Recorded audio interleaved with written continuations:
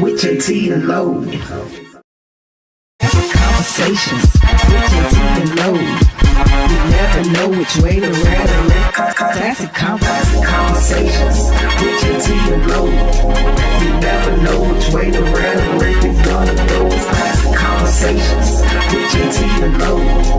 You never know which way the rhetoric is going. Classic Conversations with JT and Lowe. You never know which way the rhetoric is gonna go. Classic Conversations with JT and Lowe. You never know which way the rhetoric is going. Classic Conversations with JT and Lowe.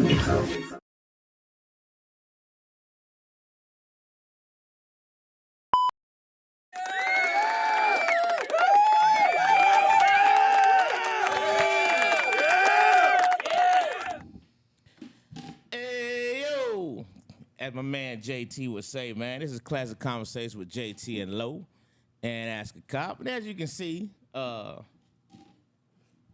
I look to my left and my right. I'm a little solo dolo on the top tonight, man. My man JT is playing Hollywood again tonight, man. He's out filming. He's supposed to be here, but he got called in for another scene. So he may be chiming in a little bit later. Man, Ask a Cop has a little personal thing he deal with, man, with the fam. Praying for the Pops, brother. Hope it all is well. But, you know, we're going to continue to roll as we roll, man. So, as you know, with Classic Conversations, we're on YouTube Live. So, all my Facebook friends, jump on the YouTube Live. Make sure y'all follow us on YouTube Live going forward. We also typically on American News Network and Mommy Lounge Network. However, Mommy Lounge Network is having a little technical difficulties tonight. So, everybody rock with us on YouTube Live tonight so we can have a good time, man. And as always, do they have the like and all that buttons on YouTube? I don't know that. Do they have that stuff on there? They do have the like and the love and all that good stuff. So make sure you like, share, love, chime in, all that good stuff, man, because you know it helps our algorithm go up. Had to do it all tonight, Doc. Hey, man, but I'm not alone in the building tonight, man. I'm not alone. We got our resident doctor in the building, man. Dr. Sydney's in the building. I'm here. What's going on? How are you tonight? Man, all is well. That's been a what's full up. Day, Full day? Yeah, man. All right. Man. You got a combination of none and get down to it going on tonight. I'm not really sure where we're going. Yeah. You know, it's so funny. I think so, right? Hey, man, to my right, man. Got an old friend, man. Old friend of Uptown Comedy Corner, man. Been around for a long time. Actually used to work here at Uptown, man. Before he moved it on up, like the Jeffersons say. Big Ray's in the building, man. In the building? What up, man? What's good with you, brother? I walked in the door to come here. Aunt Lo was like, oh, welcome home. Welcome home. Alumni. I felt like I was the OG in the damn prison. Like, hey, y'all better sit down when y'all pee up in this mug, boy. I you know what I'm that's saying? right. I know that's right. I got a question. Man. Can I cuss on here? Can I just be me? You can be you, brother. Be as comfortable as you want to be. Because I can't do it where I work. So, I know that's right. We can announce where you work at, though, right? Yeah. Oh, man. So if y'all know, man, it's Big Ray, man, from Magic 107.5, man, up there with the man Ryan Cameron every day. Ryan Cameron Uncensored. Ryan Cameron Syndicated and everything. Syndicated and everything, man. It's a blessing, yo. It's a blessing, brother. Ryan has put in the work. Yeah. And I'm just humbled and thankful that I'm along for this ride, yo. And I'm loving every minute of it. That's what's up, brother. Loving it. That's what's up, brother. Yeah, man. Hey, man, it's cool, man, to see, to see the beginnings, to see it now, man. Is every time I hear you, man, or they're hosting the show, I be like, man, look at my man, Big Ray, man. He was talking about this thing. And from the day I walked in the door. Hey, and you made it work, bro. Put that junk to fruition. That's awesome, man. Yeah, man. Great now story. All I need to do is put this effort into winning the lottery. Right. And I'll be good. So you be good. Well, shoot, share the magic, brother. As they say, share the magic. Hey, just in case y'all confused, man, why am I all this white? My man MJ not here, so I can't really pick on him, man. But just in case y'all missed it, I told y'all I was coming back with some more national championship gear. Oh, yeah. So That's right. so I broke out the all white for you tonight, man. The white, crispy white, and I told you, and I'm still not done. Got more. Hey, I'm still not done. You see, MJ? Well, you missed the night, buddy, but I'm still not done. So anyway, man. Hey, listen, we're going to jump into this thing real quick. We're going to bring in Dr. Cindy, man, and I know you want to come in and share some about the life and legacy of everything going on at the Apex Museum. So go ahead and talk to us. Yeah, so we just have to bring homage to Mr. Dan Moore Sr. He is the owner of the Apex Museum here in Atlanta. The Apex Museum is a 46-year-old museum that Mr. Moore, who came over from Philadelphia, started as a young man to build his dreams of Black history here in Atlanta.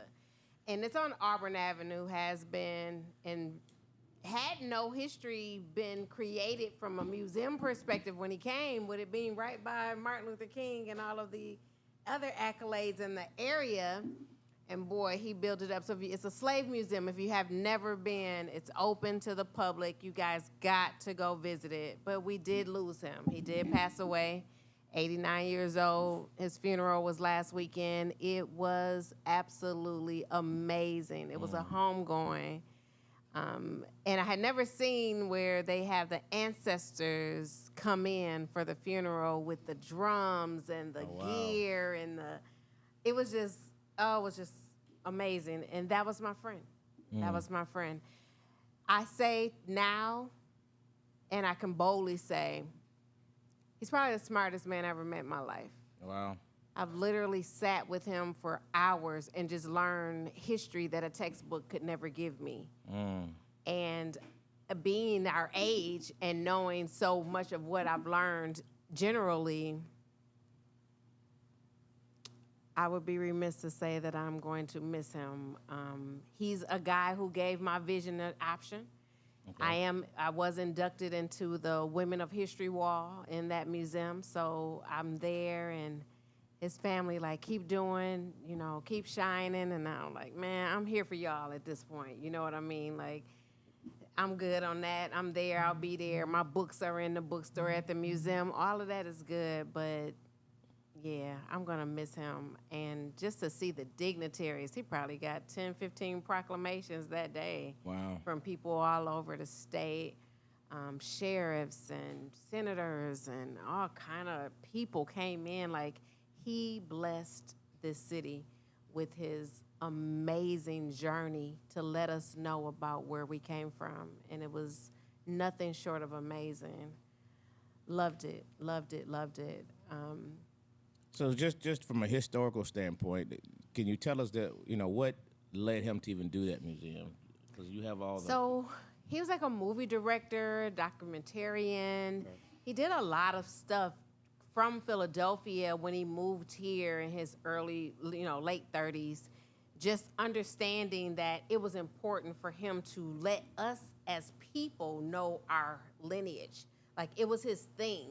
And I mean, I remember him telling the story about how this Caucasian family gave him millions of dollars of knowing the story, and how he would just run around and get different artifacts. Like, it's just, I can't even explain how dope the museum is, but his vision was already put into play before he passed, where he's taking the information from slavery up to Obama. So they're renovating right now. Like, it's in the midst of its second phase, where when you walk through, they have a tunnel where you can hear the slaves screaming. And years ago, he was saying, we're going to make it where it's holograms and stuff, where people don't even know nothing about that. And we used to be thinking, like, what are you talking about? Like, what are you talking? And to see it now in places, it's like, he called that out. You know what I mean? Like, he knew what he wanted it to look like. So just to see it pull out, but his whole thing, and has been, it wasn't like, oh, he owns a museum. Every day he in the museum. Every day he's there. Every day he helps with the tour. He walks around and says, hey, this is that. Did you know about this? Like, what you think about that? Wow. Did anybody ever teach you this? And you just thinking like, nah, I didn't know about that, right? And just even to go on the wall, right, with the women in history. It was a ton of things. I can firmly say, I didn't know a black woman made the super soaker. I didn't know that, right? I didn't know a lot of stuff. I was like, man, You didn't know that, right? So it was just stuff that he was like, man, y'all need to know stuff you use every day. Our people made it. And you need to start knowing your history and know how to represent it or respect mothers and grandmothers and fathers. And you just got to turn on your thinking cap about what is your legacy? What you going to leave? Who are you for real? Right. And where you come from, right? Is your historical trauma attached to your bloodline? How you remove it? Do you even know what it is, right? He was serious about that. So what a legacy. Hats off to him. Truly, truly will miss him. Wow. Truly. That's deep. That's deep. Yeah. That's good. It's historical, and Yeah. I haven't been to the Apex since I was a police officer, so that was a long time ago. So based on everything you just said, it's time to It's worth the trip. make another visit. Absolutely. Take your family. Yeah. I've never Take your been, family. but it sounds like. Are you familiar with the Blacks and Wax Museum in Baltimore? Yes. It sounds like that, which is dope, Yeah. especially in Atlanta. Here's my question to you, though. yeah. In this age that we're in right now, where a lot of the young people are into themselves, don't really know too much, don't care about the history, and it being on Auburn, which is still trying to be fixed and grown or revitalized, Yeah. how's the reception? Like, how has it been attracting that new, younger audience to see something that they should have seen a long time ago? Well, I think it's the connections, right? We always have events there. Like I have events there. Other people throughout the community, our community leaders, we're bringing people there all the time. Schools stay bringing field trips. You have to engage by reason of connection, right? Make yourself the resource. Because like here we are, we're talking to people in our age bracket and people don't know about it, right? And how many times, if you think about how many times you pass that museum and you've never been, we just don't know. So it's a matter of understanding it. I think last time I was telling people, this year I had to speak in Memphis. That was my first time going to the museum there. I had not been, right? So I'm explaining to people that we know they're there, but our everyday hustle and bustle doesn't allow us to put the focus on understanding our lineage. Right. So we really can't separate it by ages, because even people who should be taking the next generation to, they haven't been. So it's just a matter of everybody connecting and letting their resources intertwine so you can know, instead of saying, hey, let's take a trip to Miami for my son's 21st birthday and get him drunk. No, take him to some history. Are there school Teach trips them. up there? Do y'all see a lot of school trips? And yes, and crazy diversity. That's right across the street from Georgia Tech, right? So the majority of the people that work there are interns from the college, who they have to do paperwork on it. They have to do stuff just to be, this is their background, this is their classes, so they go and work there. He's really connected to Georgia State. In the midst of that, very diverse. You might go in there and see 100 white folks. Like, it just is very diverse. It's the oldest museum in the state. Right. Does it leave room to open up conversation for especially everything going on right now? Absolutely.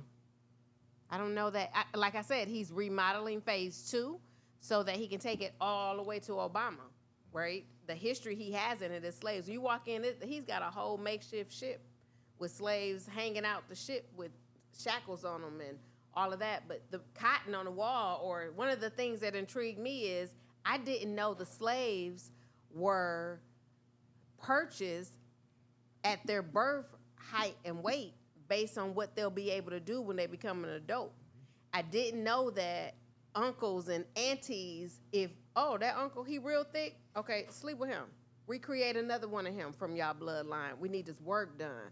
I just didn't know that stuff, right? So to hear the history, he has a actual slave receipt on the wall where they were purchased. Oh, he's 6'2", 285 pounds. He's purchased a hog cattle. Like, it was crazy. Like, I just didn't know it. I'm going. Yeah. Say gotta go. less. Just didn't know it. I'm going. Yeah, I Yeah. agree. You know? Yeah. Because with me, my mother's from North Carolina, my dad's from the islands, so I call myself a city country boy because my mother would ship me to North Carolina all the time, Yeah. and I'll never forget. It's a funny story. When I went to North Carolina, my granddaddy wanted me to have a job, all right, because I got kicked out of New York for the summers because my mother wasn't having that. So he'd be like, boy, what you gonna do is you gonna go out there and pick that tobacco. Now, me being from New York, I got pick and the Carolinas, and for some reason, cotton came in my head. I was like, I'm not picking nobody's cotton granddad from New York, but he sat down and gave me the whole, the lineage of the cotton and da-da-da-da. I still wasn't picking it. You know what I'm saying? Do you ever pick tobacco? No. Man, listen, I worked at the gas station that summer. Anyway, I'm interested. I want to definitely go. Absolutely. You got me. That's what's up. Set it up. I'm sold as well. Yeah. Hey, listen, and we'll be right back with our first topic. Classic Conversation with JT and Low. And Man Ask a Cop. We'll be right back.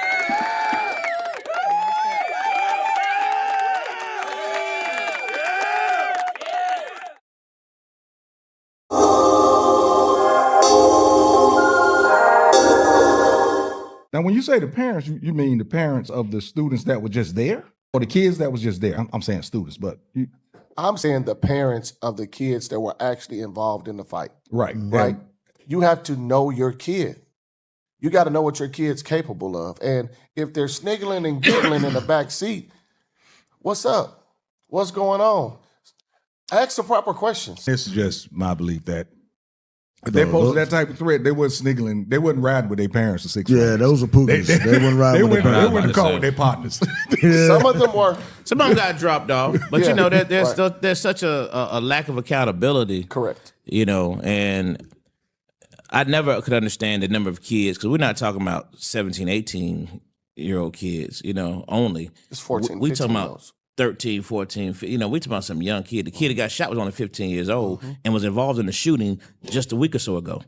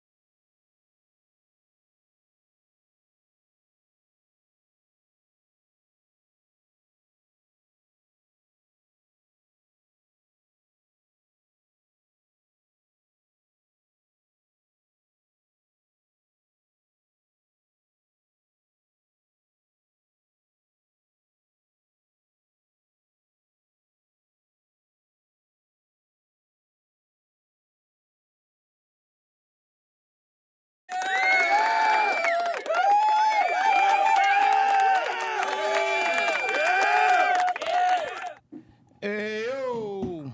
And we're back, man. Classic Conversation with JT and Low. And my man Ask a Cop is out tonight. Hey, listen. We're going to jump right into these topics. Just try to get everything situated. So, listen, if you see people who usually on here on Facebook, they're looking for it right now. I got several messages. So I'm trying to get it posted to go to the YouTube page. We told y'all last week, and I posted all week. I just sent it to you too, Ray. That we weren't going to be on the YouTube, on the Facebook anymore. We're going to be strictly YouTube and the Miami Lounge and the American New Network. So join us on YouTube, and let's keep the Classic Conversations going. So now, we're going to get into this first topic. People who make it, right? They make it big.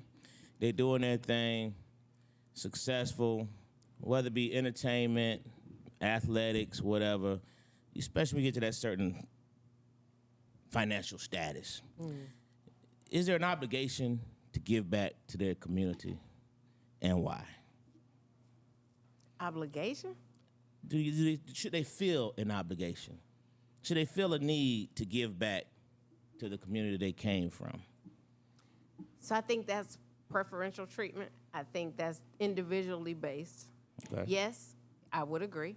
I would say pay homage to where you come from. Under what you thought when you were coming up needed direction.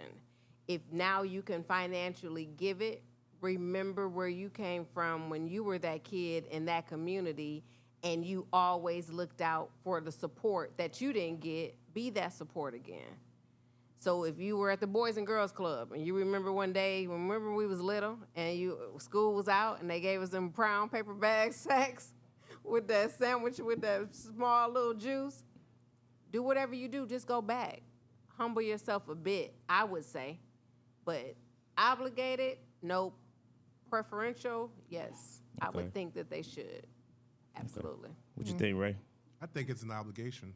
It's no different than a lot of these celebrities and even well-affluent black college graduates with HBCUs. You know, the reason why a lot of HBCUs are going to the poor state, whatever, however you want to say it, and not like the PWTs, the white, PWI. PWIs, is once we get our degree, we gone. Facts. You know what I'm saying? I Yeah. done stomped the yard. I done pledged. I done cheered. I done played band. I play football. Yeah. I'm a, you know, I got my scholarship. I got my money. I'm out. Yeah. You know, and the only reason why I say that is because it's led by example. My mother, who was a high-ranking AKA, I say it like that for jokes, but she was a big-time alumni from John C. Smith in Charlotte. My mother, and she wasn't famous, but she was able to get out of North Carolina to be an educator. You know what I'm saying? A well-accomplished educator with multiple degrees.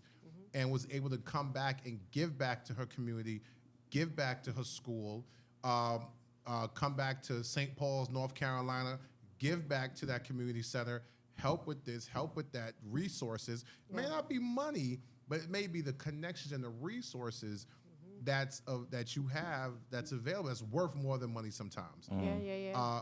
Me personally, whenever I can, I go back to upstate New York, you know, who is like, that's a second home to me. Okay. You know, with my nonprofit that's named after my mother.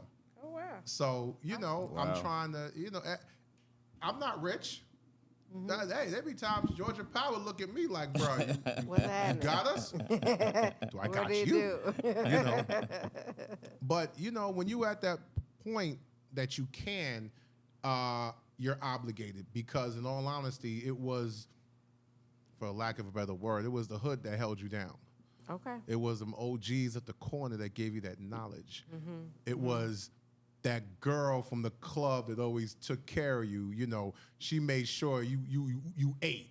Yeah. You know, that's my boo. You gonna eat? You know, I made that spaghetti and pork chops. For you all. You get what I'm saying? Yeah. You know, Yeah. that's just me. I could, but what do I know? I'm just a fat black guy with glasses. That's it, you know what I'm saying? You know, smoke on that one. No, I mean, I agree with you. I think there should be I think they should feel Yeah. some type of obligation, you know, especially, you know, you got these guys coming back talking about where they're from. What better way to show the kids and the people coming up, you know, what their potential can be. You know what I mean? I came from this neighborhood. You know, I did these things, and you can Yeah. do it too. Yeah. You know what I mean? I don't see no better way of doing it, and to make people more, you know, to give more respect and pride to neighborhood. Don't just shout it out on a record or Right. that, but you never hey, Yeah, but yeah. they ain't seen you in 30 years. You But, know? but you know, that was the issue a lot of black folks from Chicago had with Obama. You know, you president now, why you can't, which the president just can't stop at it's the president. Right. Do you know how much work it takes to get the president out of town? Right. I can But imagine. you're not president no more. You got all the time. Your kids is grown. Right. Your wife got her book. She chilling. Go on back to where you came from, you know, and really, because the cities like Chicago, New York, Atlanta, DC, they need this type of encouragement. They need do. it. They do. It's so needed right now because, and I say this all the time, evil is winning. Evil's bingo card is winning right now. Bingo, bingo. You know, it's that type of positivity that goes a long way. Right. Yeah, the devil has his minions too. Definitely, he has his way of meaning. But all I said is not in a sense of the obligation, because what happens is the majority of the time you find people who are just trying to still find their way. And I think I've learned from people who are influential in the eye of the media, who really don't have a whole lot of money. It just look like it because they got to pay folks back. You know what I mean? So they would always say, man, after I pay this and pay that and pay this and pay that, they try to keep up the lifestyle they have, and then they realize they don't look at their contracts and all of that. So where we think they should have a whole lot of money, they think like, no, I really don't. Because now they done went above their heads thinking, oh, I didn't know I was going to get this from this record or just whatever that is. But I think that's why I just love the tenacity Josh has, because anywhere, however, he pulling up. Like he stay in a school almost every day, just in the sense of, okay, I'm retired, but okay, what I got to do this week? All right, cool. Y'all find me 4 schools to go to. I ain't got nothing to do those days. I want to go sit with the kids. Free balling, shorts on, tennis shoes, baseball cap, T-shirt. He don't care. He just go sit with them, read with them. It is not men read day. You know what I'm saying? So it just depends on the person themselves and how much they feel about their community, and that determines what they're going to do for it. Yeah, I mean, let's take, we take one of the grandest examples, one LeBron James, all right? I mean, that's the epitome of giving back to your community, right? Yeah. I mean, the way he's gone back over to school now, that's the grand scale, right? Yeah, so everybody can't do that, right? Or even willing to do that. But if you just took sample sizes of that, whether it be, community, this week we're doing, a small program.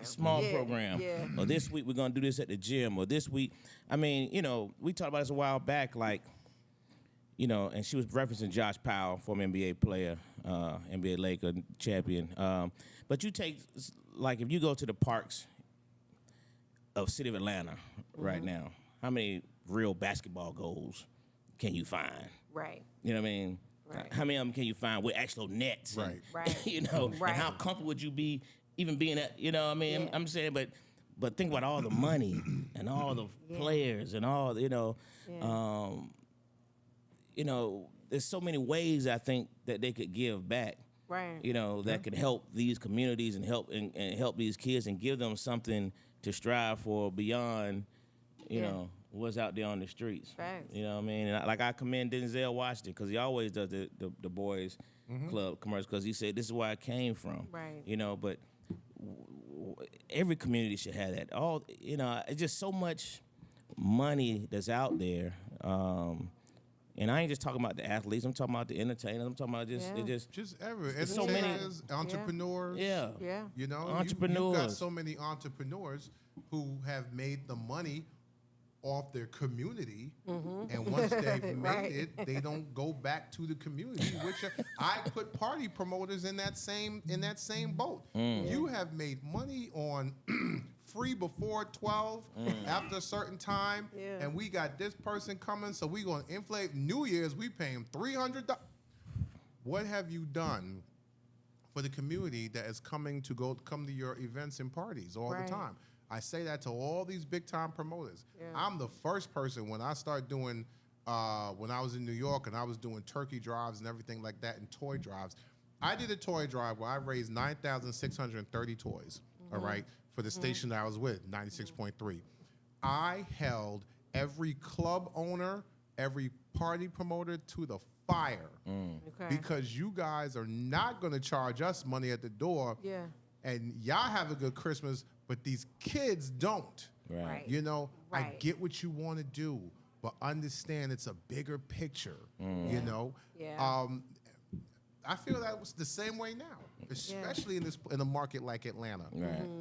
Atlanta's a place that everybody can throw a party and everybody can get money. Yeah. Everybody can get money. That's right. Because there's so many people here from outskirts, not even in the city, from the outskirts.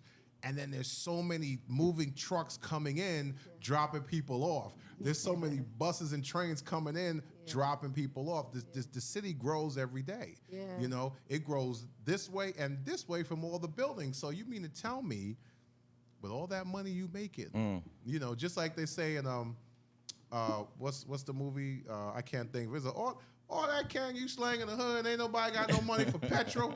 Right. You know what I'm saying? You know? Right. But that's just how I feel. No, I mean, like I heard a story the other day. It was young lady was talking about how they did one of those toy giveaways to a family. You know, and this is just a group of people. Yeah. And years later, one of the people saw her, and she didn't even recognize because they were just giving a toy. They were just Right. doing something, you know what I mean? But the person saw her and remembered this group of ladies. You know what I'm saying? That gave away those toys to them years ago to her kids. You know what I mean? And how it touched her and how she remembered her. Yeah. But they didn't, you know what I mean? Yeah. And it's just imagine that on this scale, what these little things could do, Yeah. Be touching a lot of people. touching a lot of people. A lot of people. Man, You that know? has happened to me. I was in the Kroger in North Drury Hills, and this girl ran up to me. She had a bonnet on, and I can't lie, I looked like, I don't know if she'd come outside like that. But then she ran up to me like, Dr. Williams. And I was sitting there like, dang, I was just talking about her for real. And then I looked, and she was like, you don't remember me? And I was like, baby, I don't remember you. And she was like, I saw you when you came to this place and you was talking to us. I still got your card. And I was like, wow. And so you don't know that because you're going to get you're going to give an impact, Right, but you don't know who you're impacting. right. Your goal is just to share the message. And most times when you're done, often we just get up and leave. Unless, you know, it's like myself, I stay and wait for questions, as you know. I'm going to stay and wait for questions and take pictures and all of that. But oftentimes people wait. That's why I always say, well, okay, we're going to wait. You might not want to come up while everybody looking at you, but I'm going to be over there in the corner. Then the line going to be long because they want to ask a question. But you just don't know who you're going to impact, and you can't forget that you have impacted. If it's just one person, Just one. those people will never forget that, Yeah. ever. Yeah. Never. So we've kind of feel like it should be an obligation. Now, from a community standpoint, should you have expectations from these same people? Yes. Talk to me. Yes. You should expect the people who are from your community who's made it out to help. So it's like, you know, it's here. I'm gonna reach my hand out. You're gonna grab it. I'm gonna pull you up. Yeah. Your job is to do the same thing.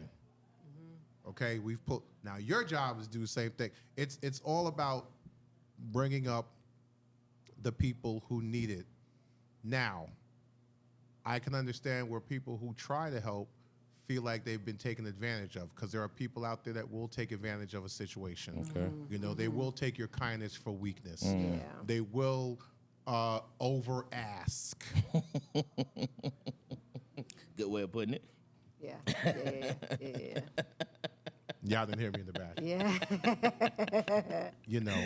Yeah. Our job is our job, you know what I'm saying, is to teach people how to fish. Yeah. You know, not give them fish. Well, okay, give them fish, but teach them how you caught this fish. Yeah. So they can get some fish and teach other people how to fish.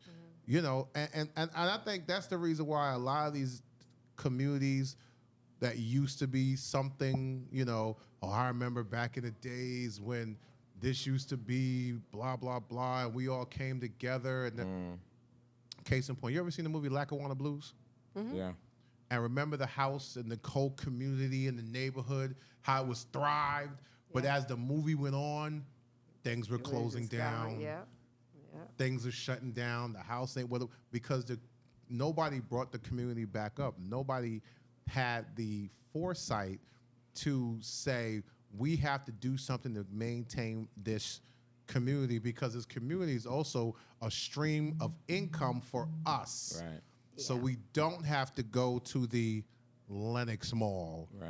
So we don't have to go to the other malls. We can keep this money within our own community. And then when the celebrities come, they spend money in our community, and it's helping everything out on the whole. It's like the cycle of life. Yeah. Yeah.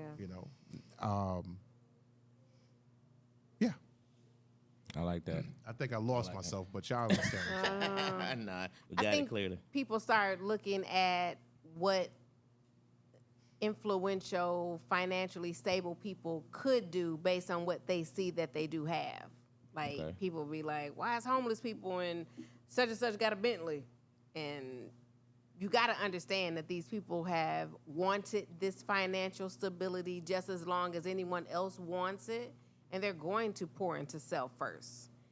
It's not that they're not thinking about others or the community, right? I think every hood person, most places, a hood dude with the drugs and all of that is their hero, right? And they don't look at it like, oh, he's selling drugs. They look at it like, oh, he made it, to a person who thinks that's life. But what people don't recognize is selflessly, people will be selfish. And they will find themselves taking care of what they got going on with the people, right? We hear so many people saying, well, I'm just going to buy my mama a house. I remember her renting forever. We ain't never owned a house. Our family don't have a house that we own. This is going to be the first sense of property we have. Will they come and do it and do something for the community after that? Yeah, that's your hope. That would be that, but they're going to take care of themselves first. And people in the community will, I don't mess with dude. He don't mess with us. And that's why I was mentioning the obligation. Okay. Because you'll find people who, they leave where they come from and create a home somewhere else because of the pain of the home and the place they came from. So most people, a lot of people in Atlanta are still in Atlanta, right? And that are from Atlanta. They build up their area somewhat, but they live in house in LA and other places like that. But people who've migrated from Atlanta, they left pain. So they came here, they came up, and then they'll frown upon where they came from. Like, man, I don't mess with that. Why? Because you didn't get no money and you ran from all the trauma that your family gave you? It's still your home. You could make another home somewhere else. That's still where your birth certificate say you're from. So you can't never negate that that's home. You just turned home somewhere else. Right. Yeah, I mean, I think there's so many examples. You have, we can say locally, you got somebody like T.I., who, I talk to him often, and he's adamant about doing things in the city of Atlanta. Mm-hmm. Like, he doesn't want businesses outside the city. Right. You know what I mean? We talked about some other things. He's like, nah, man, I got to stay in the city. He just, he believes in his city. You know what I mean? And so I love to give back, those kind of things. And then giving back doesn't always have to be financial either. Absolutely. It can be just having, conferences. It could be, going to the schools. It could be just so many different ways to give back, but to just continue to reach out. Sure, you're going to always have naysayers. You're going to have naysayers and everything. Oh, of Absolutely. course, You know what I mean? Any and everything. And everything. Yeah. They can always find something, but I just think I think it should be mandatory. You know what I mean? If you made out that hood, man, come back and give back. And in all honesty, if you really want to put some dollars and cents to it, it's a great tax write-off.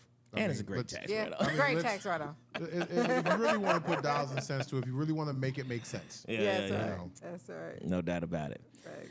Hey, listen, we're going to wrap this topic up, man. We're going to take a quick break. Classic Conversations with JT and Lou. Follow us on the YouTube page, American News Network. I see we started getting some of the folks on Facebook to follow over to YouTube. Tag a friend, tell a friend, share. We'll be right back. Classic Conversation with JT and Lou.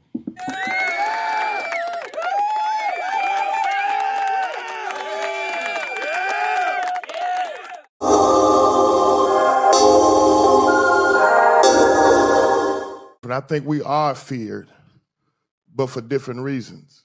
We're feared because we are ignorant. Because in our foolishness, you must be afraid of foolish people. Because they're capable of doing things without remorse. And I think they're also afraid of a man or a woman who is educated and not afraid of the truth of what they've been taught. Amen. So you got Barack Obama, nice guy, well-educated, but is he really feared? Versus like a Tamika Mallory standing on her word and she knows what happened to her. She knows something's happening to her, and she's willing to fight against that, which is why the governor in Kentucky lost. So the fear is both ways. And they also realized that they understood what they did to us. And if the system is most afraid of, if we ever put something in our brains and stick together with it, the repercussions are fierce.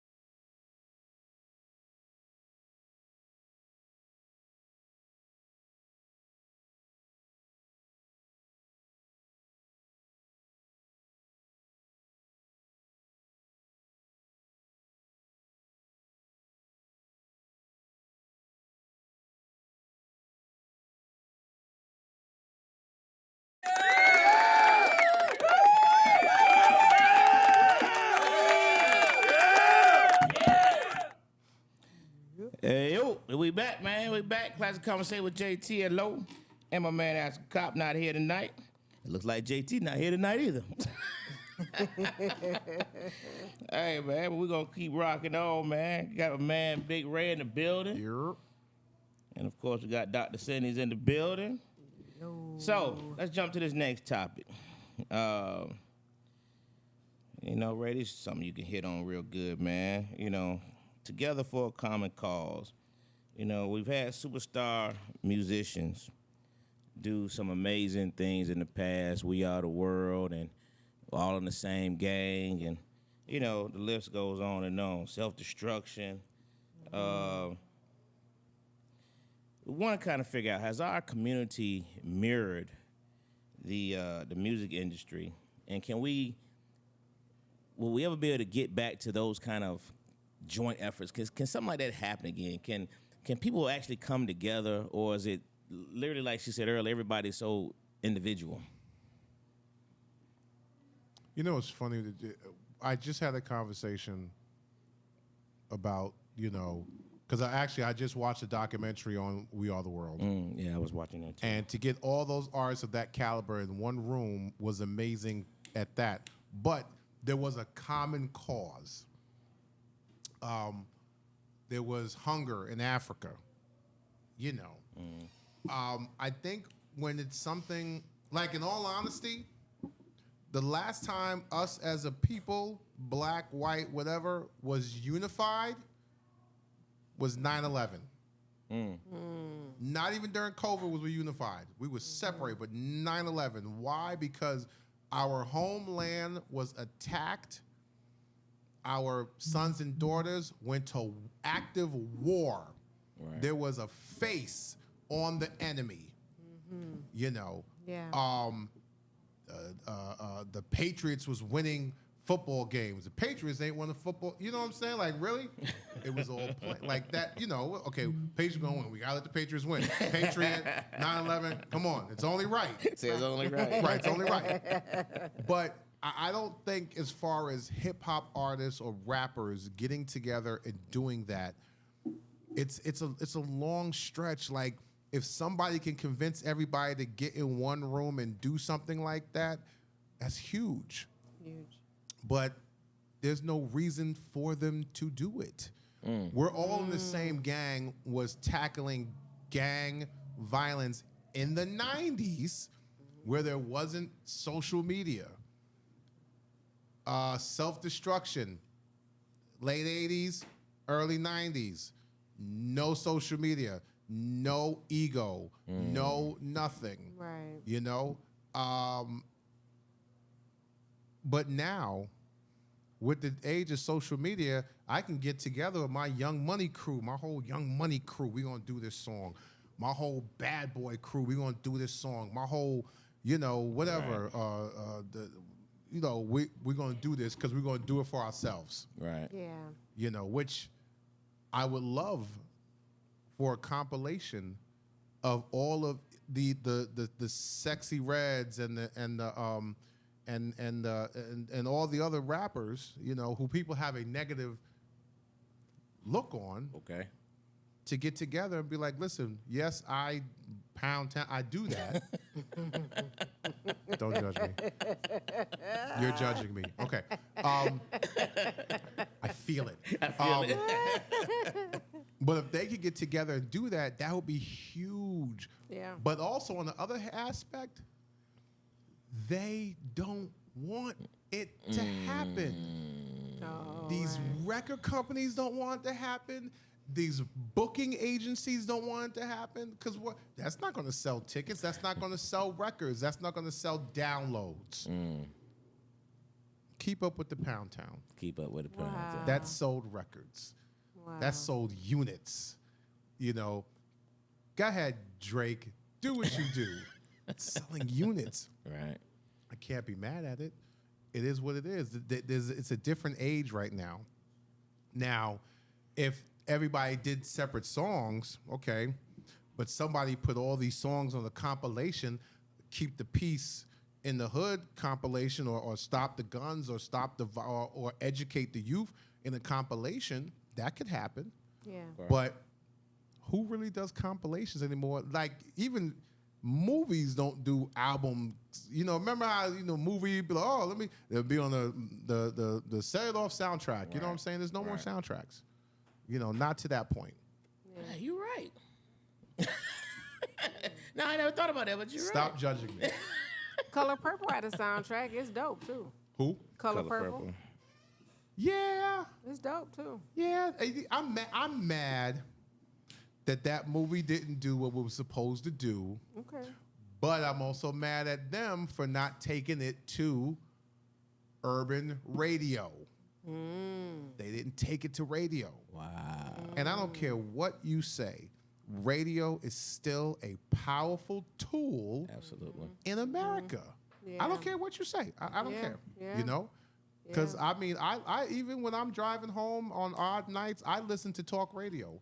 Yeah. Just because I want to see what the other side is talking about. How they're portraying Yeah. themselves to them and themselves to us. Yeah. So Has to be right. I know it makes sense. I got radio tomorrow for 2 hours, and he was like, I said, 2? Wait. He was like, 10 to 12. What? I was thinking, what? And then you think about it, that really ain't no time when No, you're in ain't no time. dialogue. That ain't no time. That's You know what lunch. I mean? Yeah. Yeah.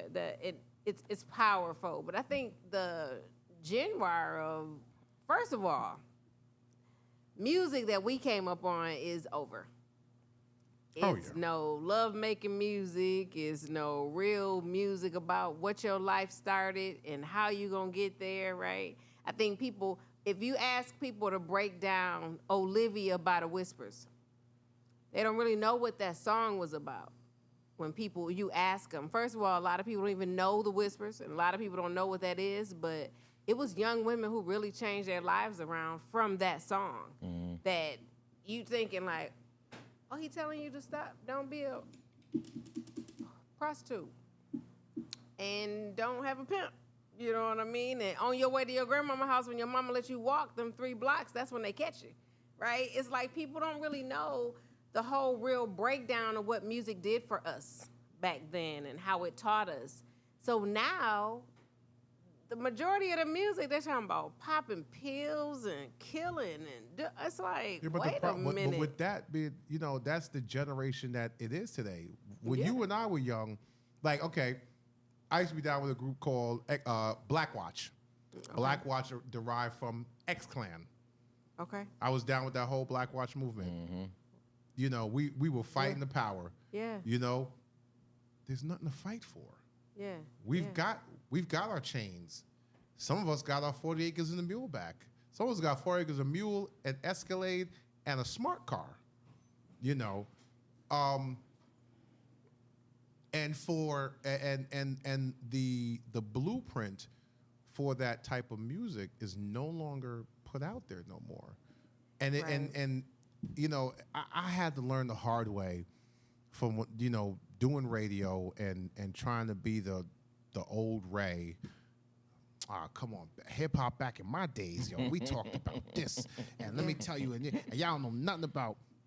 But I was the train. The train was leaving me, and at the time I had a daughter who I need to relate to in a sense. So I had to I had to dumb myself down a little bit to bring myself up.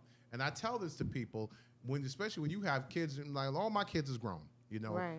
But there's times I can't approach them as back in my days, do as I say, not as I do. That worked for me and my brother and sister. It ain't working for these kids right now. Yeah. But somebody told me, a wise mentor told me, sometimes you got to dumb yourself down and bring yourself up with that person, with that child, or with that adult, because they be on it too. Yeah. It's just things are different now, They are. and They are. it'll never be the same. And it's changing more and more every day. I think it's the teaching, though, is what I kind of hitting on, right? We learned, we emulate what we hear. So now, for all of the mothers who, I would be remiss to hear them say, like, I can't listen to it. My baby, y'all promoting doing these drugs, and my baby overdosed from a fake perk. Like, so it's a domino effect. They emulate what they hear. We emulated what we heard. So now as we think about it, the music back then when we came up, it still taught us a lot, right? The self-destruction, that was people just getting on drugs and fighting and all of that, but we weren't killing, right? Even though it's always been some sense of murder, some sense of this, some sense of that, people were overdosing. We're not negating that death has occurred the way it's occurred based on what you've chose as your choice of, short-term release and behavior. But they emulate it. And I think that we would be remiss to say, you repeating these words and then you walking around drinking lean, popping a pill, smoking weed. They zombies because they hear people do it and they look at them like we were talking about success. They look at them like they look all right. Dude driving this and he wearing that and he said he pop them, and we don't really know how much validity is to what they putting in them records, but yet and still people are emulating the negative of it all. So I don't know if they're gonna come together. I think the dopest thing when Lil Baby did the whole thing during the Grammys, and they was like, he ain't gonna win, but he went outside and created the whole video outside the Grammys, like, y'all ain't gonna shoot me down. And they was like, no, we ain't going. He was like, yes, we are, because my grandma don't take a plane, and my people in prison, I want them to see me on that TV. Let's shoot the video outside the Grammys in. And did it. Now, that was one of the dopest moves from a person who wouldn't even want to rap. But now you think about it, he wasn't saying everybody come together, but who else made a song during COVID about how they was treating us after George Floyd? Nobody. True. Nobody. Right. No, and he fresh in the game. He had the number one selling album at that time and didn't even get a Grammy. So it's time for that leads into other stuff that they should do. You know what I mean? Right. So, do you think that it's because you said it earlier, right? You think it's more them being closed to it, or it's just the industry just doesn't want to hear it? I mean, do you because you're around these artists, you interview them, you see them all the time. I mean, does there ever a sense of, man, we need to help our people? No. Wow. But then again, there wasn't a sense of we need to help our people back in the 90s. There wasn't a sense it wasn't like you looked at somebody like Big Daddy Kane and his whole face said we got to help. No, he would just do it. Okay. And I think a lot of these artists don't have that sense because they did not but they will just do it, But it also, back in the days, there was a record company on every corner. There was record companies. Now there's just like 2 or 3 major labels, along with everything is independent, or streaming or whatever, or distribution companies, and there's nobody who's trying to guide these artists to a better. Listen, here's what I think we need to do. With the shooting that happened in this school, I think you guys need to do a song. Yeah. Because to help, you know what I'm saying? There's no A&Rs, there's no decent managers. Your manager is your homegirl who did your hair back in the days, and she know how to handle money because she had her own spot. Right. Which is nothing wrong with that. Right. But there's no guidance. Wow. There's the guidance is small. So when you have somebody, and this is what I tell all these independent artists or whatever, when you have an artist who has been signed to a label or a couple of labels, who's been on tour, who sit down and soak up every bit of knowledge you can from them. If you see T.I., don't pass him your tape. Don't pass him your CD. Don't give him a link. Tape, CD. Look how old I am. Don't give him the link. Get some knowledge from him. There was a question.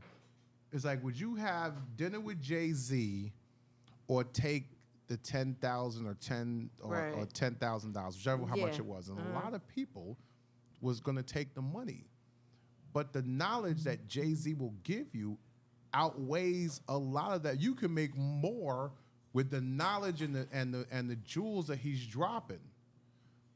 You gotta take the teachings from somebody. He told them to take the money. I don't trust it. I don't He trust what literally said, Yeah, I know what he said. He said, take the money. I don't even have the time to give you that for that. But as a hustler, I'm not going to accept that. Yes. I can't. Yeah. I know what you said, Jay, but let me ask you a question real quick. Right. And that's how I got to start. I'm this close to you. I ain't gonna do nothing but talk to you. Let me tell you, when I was an intern working for record companies, I hustled. Wow. I hustled. I got next to anybody I can get to. Good. Took papers off the cop machine and put it in my pocket. I didn't know what it know. was. I believe that. I got it popping. Yeah. Do what you gotta do. I do what I gotta do, yo. No, I ain't mad at you. You know what I'm saying? I think I did that with you too, Lo. I didn't know what. I didn't know what was on that print. I was just take it and read it later. Oh, Kevin Hart coming. Okay, I'll read some of the comments real quick. Frank chimed in and said everyone is in it for self. Social media allows for widespread access to the masses without sharing the shine. Said you were right about the comment earlier. Movie soundtracks used to be an event. It went away from when streaming platforms like Napster rose in popularity. So we consume music totally different. Millennial said, well, there are songs that exist, but the low vibration songs outweigh them. And then Frank said they may not know about Olivia, but they can tell you about Waukesha, Moneybag Yo. Yeah, Right. Pound Town. I'm going. No, sorry. Right. Yeah, I said that password to you.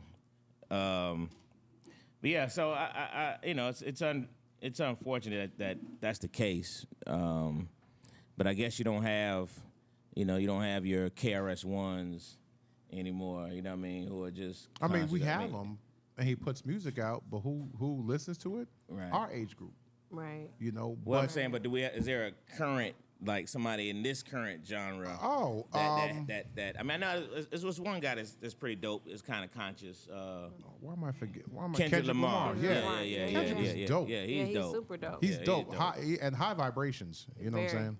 Very, very, very. Kendrick is dope. I'm not gonna lie. I like a lot of Kanye stuff. Okay. You know, Of course. as much as people claim that Ye is crazy and whatever, I don't think it's all that 100%.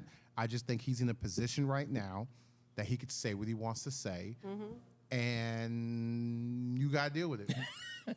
You know, it is what are you gonna do? I'm gonna buy it. I'm gonna talk about it. I'm gonna wear this.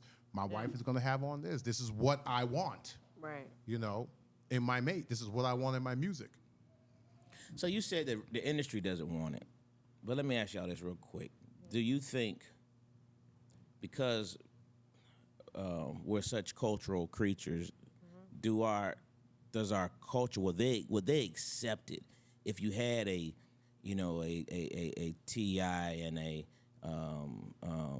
some of those other guys in that age group who are still kind of connected but are still a little bit older? You know what I mean? Gucci or some of the other guys, you know, would the culture accept it? With this current culture, would they accept a self-destruction from them? I don't. Self-destruction 2.0. I don't think so. I don't think so because a lot of this young culture will look at that as old dudes rapping. I got that little fuck boy over there. Hey, come on, cuz, what the fuck? Right. Sorry, Right. but it's real. But So real. the older dudes or the veterans have to coach the ones who are on the charts right now Okay. to do something. T.I. has a lot of influence. Moneybagg Yo, a lot of influence. What's my man? Shoulder Lean. Young Dro, Dro. who has changed his whole Completely. thing completely. Yeah.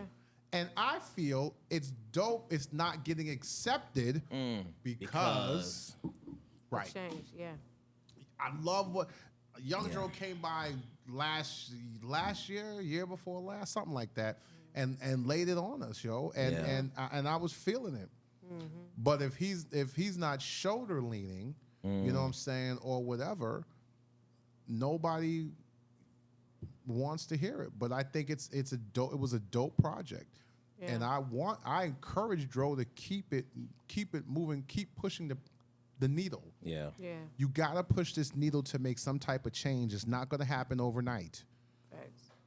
It will not. Nothing has ever happened overnight. Right. It will not. I don't care if this person just came on the scene. They've been doing this for a minute. You know, whether it's a Scarred Lip, it's a Moneybagg Yo, it's somebody.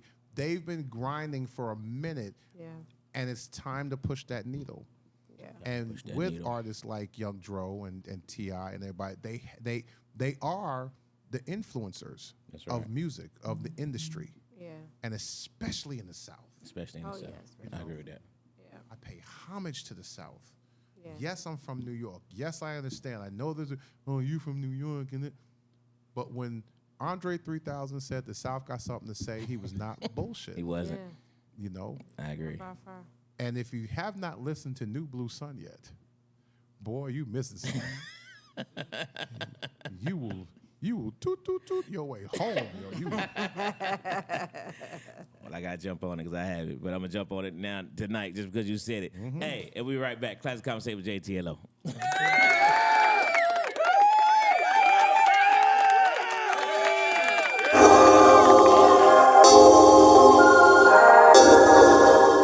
Now, when you say the parents, you mean the parents of the students that were just there, or the kids that was just there? I'm saying students, but I'm saying the parents of the kids that were actually involved in the fight. right, Right? You have to know your kid. You got to know what your kid's capable of. And if they're sniggling and giggling in the back seat, what's up? What's going on? Ask the proper questions. It's just my belief that If they No, posted those- that type of threat, they wasn't sniggling. They wasn't riding with their parents to Six Yeah, Flags. those are pookies. They wouldn't ride They with went, the they parents. went to about to call say. with their partners. Some of them were Some of them got dropped off, but Yeah. you know there's Right. still, there's such a lack of accountability. correct. You know, and I never could understand the number of kids because we're not talking about 17, 18-year-old kids. You know, only It's 14, We 15 talking about those. 13, 14. You know, we talking about some young kid. The kid that got shot was only 15 years old Mm-hmm. and was involved in the shooting just a week or so ago.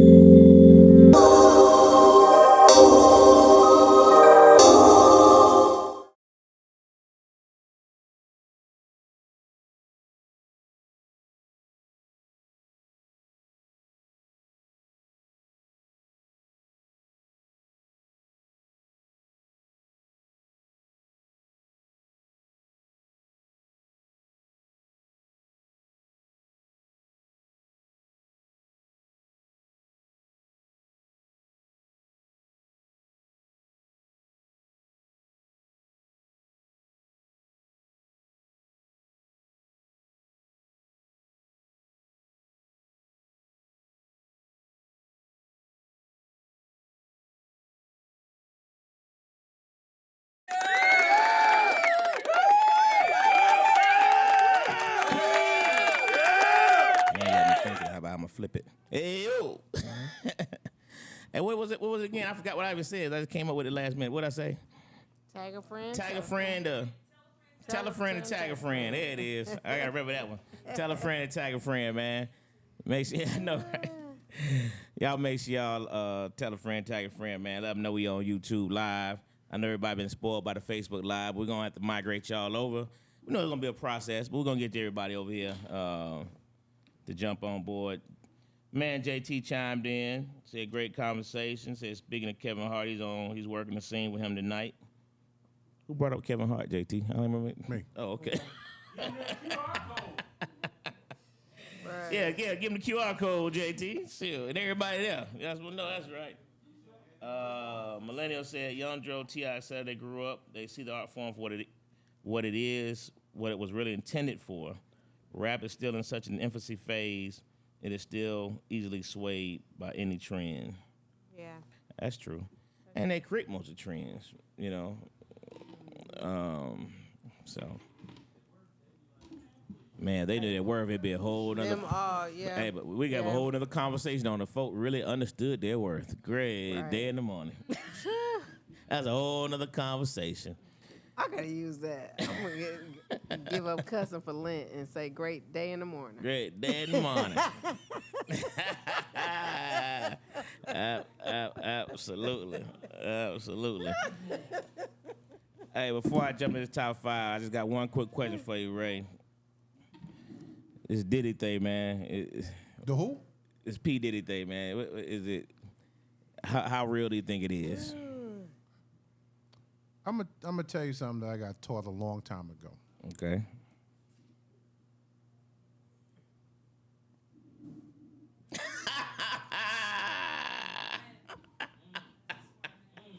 And I say that because Respect. I've coming up. I've been in this industry since '88. Okay. Don't do that. You're judging me again. He's out there. judging me again. You're judging me.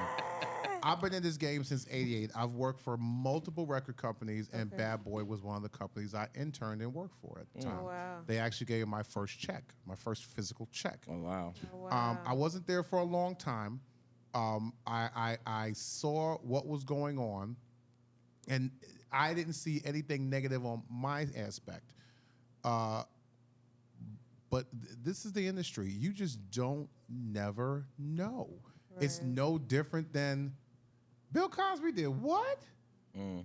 R. Kelly did what? Yeah. You don't never know. You know, I wasn't there. I didn't see it. I have no signs. I have no proof. It ain't my monkey, ain't my circus. Say no more.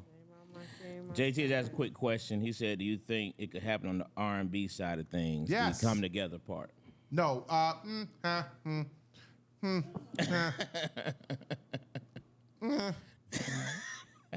R&B is a little bit more centered. Their vibrations is a whole different story, but you don't see a lot of newer R&B artists who are mainstream like that. But would they get together? I think they would, because they're on a different wavelength than a lot of the hip hop artists. You know, you got R&B artists who are so very, you know, the blessings, thank you very much, blessings, you know, chakra, Oshandra, whatever. Then you got R&B artists who think they're hip hop artists. That ain't gonna work. Right. You know. But as far as influence, you got a lot of R&B artists who are older, like the India Iries, you know what I'm saying, the Faiths, who are still making noise in the business. Yeah. And that is how it could start with them. Gotcha. You know what I'm saying? Gotcha. But as the newer generation, Yeah. man, Back to there. man.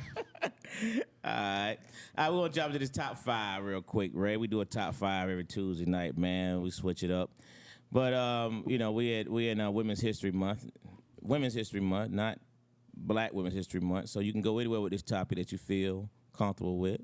All right, but give me the top 5. I hate to use the same word we used last year, but it's hard not to. Just women who made an impact, whether it be sports, whether it be political, whether it be inventions. Give me your top 5 women of impact. There you go. That's the word. Women of impact. I wish you would have asked me this earlier. I could have wrote it down. But I will say off the top, God rest the dead, was it Rosalind Carter? Okay. Was that her name? Rosalind? Yeah, Rosalind Carter. Who played a pivotal role during her husband's administration. Absolutely. You know, who really was for the Black community. Oh, yeah. You know? Who else? I will say, oh, wow.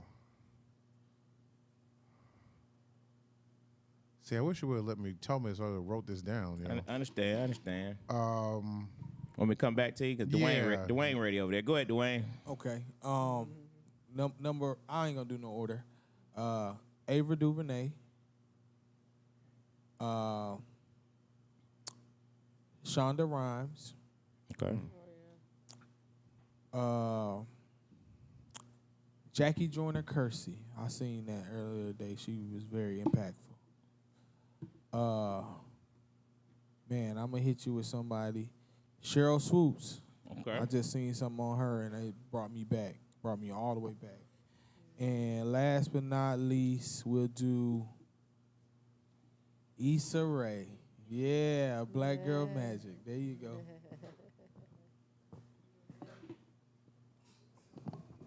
Melania, what you got? Miss Tella Farrell, my kindergarten teacher, told me not to be shy. Nina Simone, Marla Gibbs, Betty White, and my top will be my grandmother, Dee Dee Willis.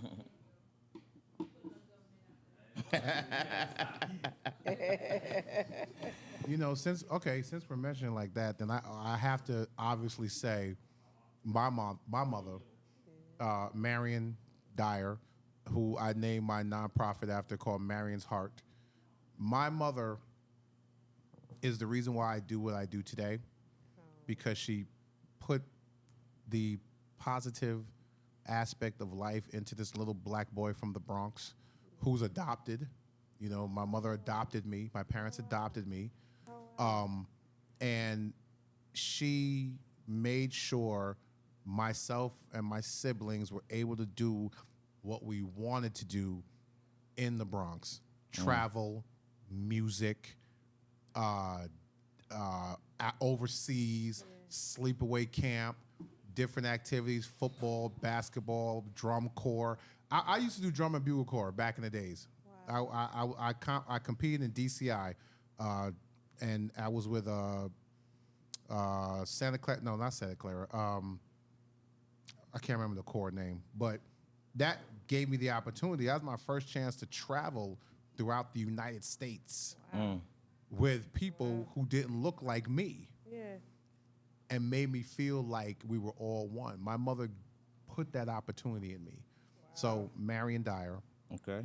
Pat Prescott, who is a famous radio personality in New York City, who showed me the ropes in radio. Why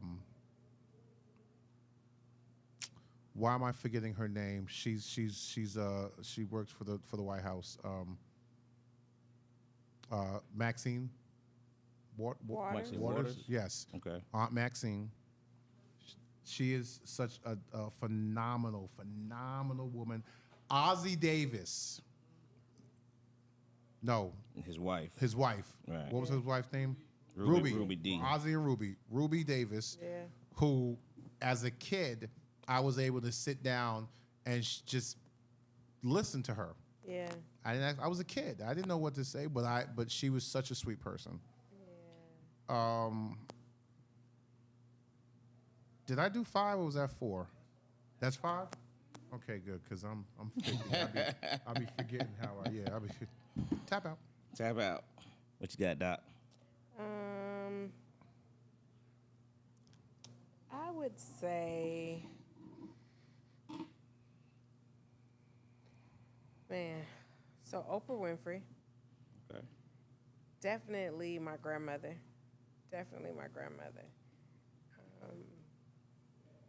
Khadijah Farrakhan. Learned a lot, and that's just understanding how to be a lady. People didn't understand it. She's profoundly educated in many ways.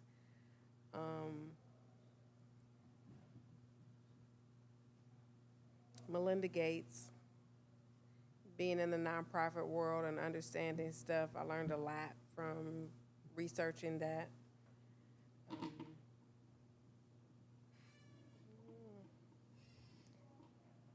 Fantasia.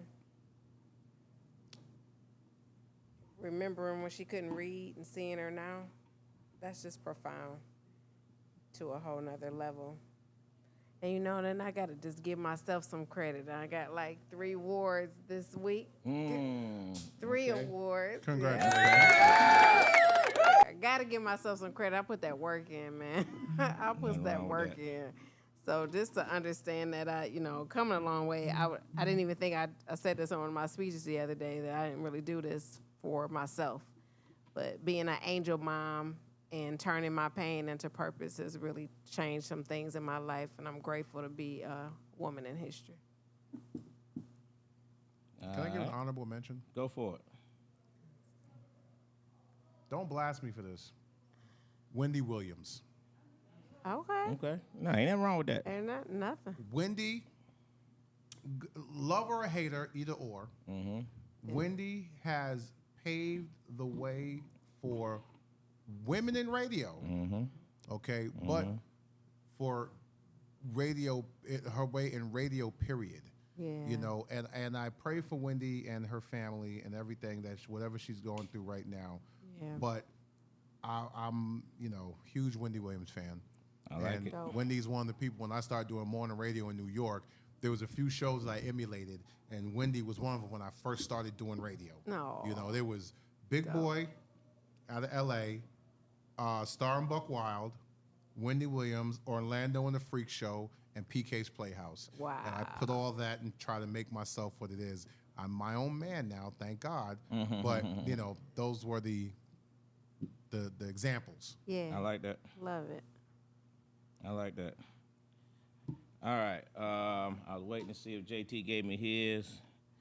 On Elena, she got Michelle Obama, Maya Angelou, Apostle Marion Jones, Harriet Tubman, Shirley Chisholm, Helen Bracey, her mom, Kamala Harris, and Cicely Tyson. Oh, Good yeah, one, Sister good one. Tyson, yeah. I don't see JT's or Frank chiming in and said nicely done, but didn't give me one. But all right, so I'm gonna go with Coretta Scott King. Yes. You know, I think it speaks volumes what she did after the assassination of her husband. Absolutely. I'm gonna go with Florence Griffith Joyner, but I'm gonna tag that with Jackie Joyner Kersey because I think those are two phenomenal women in track who set such a standard, and I think they kind of established what it is today. I got. I also had Shirley Chisholm on my list. I'm gonna go with Michelle Obama, who in this current time, you know, made black women rock a whole nother level. Man. All that she took, the way they tried to talk about her, discriminate, criticize everything, and how she still, to this day, you know, shows a level of woman that's Prestigious. it's incredible. It's just incredible. Man. And lastly, I'm gonna go with those sisters, Venus and Serena Williams, who just magnified the entire world. You know, who also took all the criticism, backlash, but didn't do nothing but kick butt and take names, and I absolutely love it. Yeah. And that's my five, but y'all know, you know my Dukes as always. No. As always on top of my list. I love it. Frank said all our moms, grandmothers, Vice President Kamala Harris, Taylor Swift, Beyonce, Michelle Obama, and Rosa Parks. Yeah, can't go wrong with any of those either. Yeah. Good deal. So, Big Ray, Magic 107.5, Ryan Cameron Uncensored, man. Anything you want to shout out, man? Anything you want to close out with, brother? Listen, I just want everybody, you know, as what I do, I got a show on Sunday. It's also called Virtual Vibes. Oh, by the way, you're probably wondering why my beard is looking ultra sexy today. It's the Big Ray Beard Oil. Okay. Go ahead and follow me on that IG at The Big Ray Show and inquire.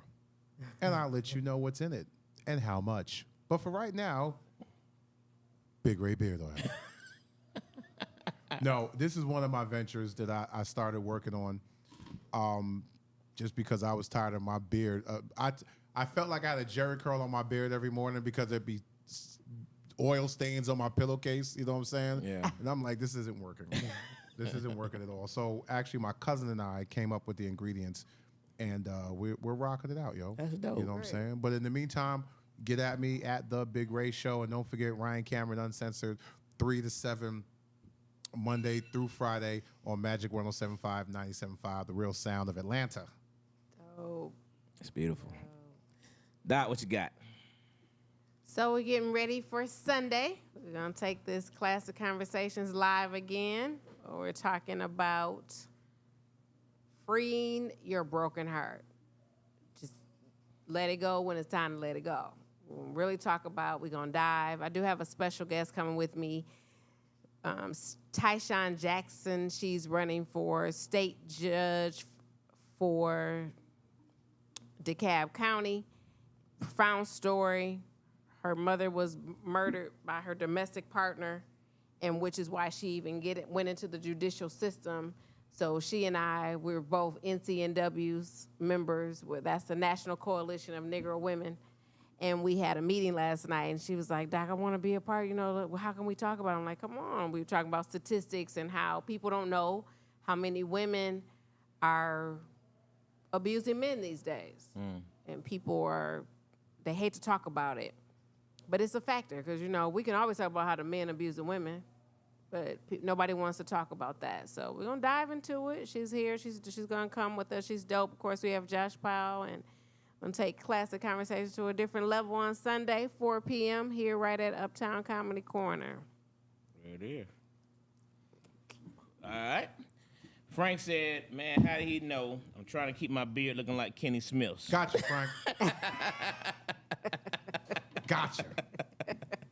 Just hit me on that gram, Just hit him on the ground. Just hit him on the ground, man. Hey, listen. Hey, bro, thank you. My pleasure. I appreciate you welcoming me back home. This is home, y'all. Like, if y'all don't know, how long ago was this? Did we link up, yo? Like, I've been down here at least 16, 17 years. And when I walked in, it was like, how many times you almost fired me? I can't. True story. We're gonna let this all out now. No, don't wrap me up. Nah, we good. Nah, good looking out, B. I appreciate you, man. Nah, man, I appreciate you coming, man. Real talk, man. Take the time out, man. I know you came probably almost straight from the station. Straight from the station. Yeah. We appreciate it, man. It's cool. But listen, man, it's voting season. Primary is out. So make sure you all take the time to go place your votes. Don't take anything for granted.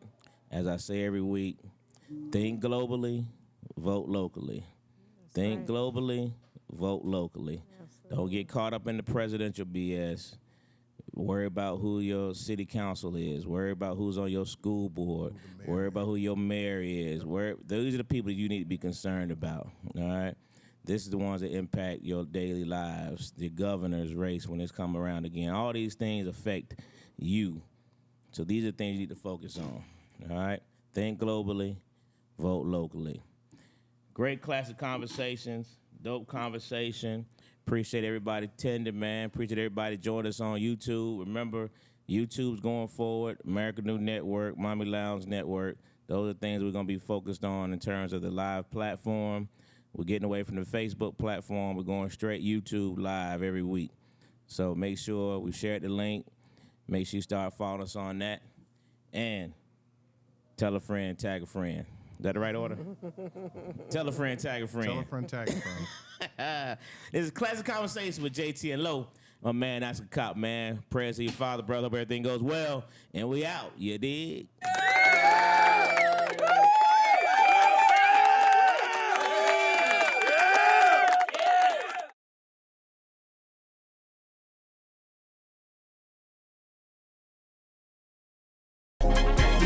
Never know which way the rhetoric is gonna go. It's Classic Conversations with JT and Low.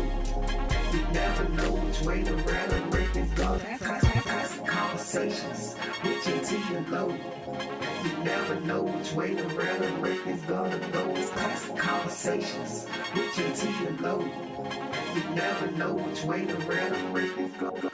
Classic Conversations with JT and Low.